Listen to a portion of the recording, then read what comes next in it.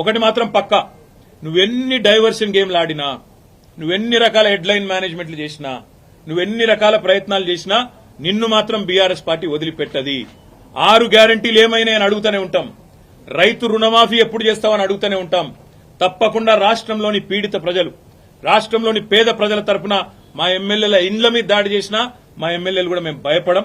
తప్పకుండా నేను నిలదీస్తూనే ఉంటామని చెప్పి కూడా చెబుతూ ఇవాళ మా తమ్ముడికి సంఘీభావం చెప్పడానికి ఇక్కడ దాకా వచ్చినాం. అందరం కూడా తప్పకుండా భవిష్యత్తులో కూడా ఏ ఒక్క నాయకుడు, ఏ ఒక్క కార్యకర్త మీద ఎక్కడ ఇలాంటి సంఘటన జరిగినా అందరం కూడా అందుబాటులో ఉంటాం. అందరం కూడా తప్పకుండా తరలి వస్తామని చెప్పి కూడా తెలియజేస్తూ, మొన్న ఇక్కడికి వచ్చిన హరీష్ రావు గారిని, మా గౌరవ సీనియర్ శాసనసభ్యులందరినీ కూడా తలకొండపల్లికి తీసుకుపోయి, ఇంకెక్కడెక్కడికో తీసుకుపోయి, అష్టదిగ్బంధం చేసి ఎక్కడెక్కడికో తీసుకుపోదామనుకుంటే ఎక్కడికక్కడ ప్రజలు స్వచ్ఛందంగా వేలాదిగా ముఖ్యమంత్రి సొంత జిల్లాలోనే ప్రభుత్వానికి చుక్కలు చూపెట్టినారు.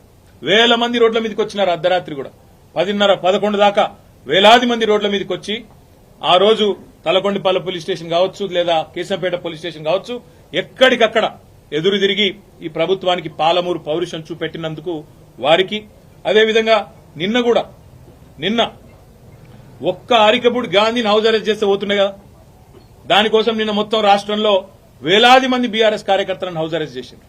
కానీ గాంధీకేమో ముంగట పోలీస్ ఎస్కాట్లు, మంచిగా బ్రహ్మాండంగా ఏసీపీలు, డీసీపీలు దగ్గరే ఉండి గూండాలను తీసుకొచ్చి ఇక్కడ దాడి చేపించిండ్రు.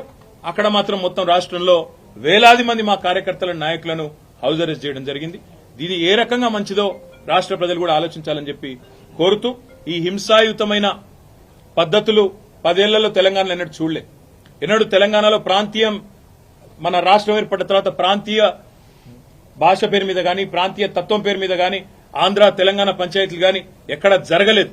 10 ఏళ్ల మా ఆచరణనే దానికి సాక్ష్యం. మేం చెప్పినాం, తెలంగాణ వచ్చిన తర్వాత ఈ పంచాయతీలకు మనకు టైం ఉండదు, అభివృద్ది సంక్షేమం దాని మీదే ఉంటామని చెప్పినాం, అట్లే నడిపినాం.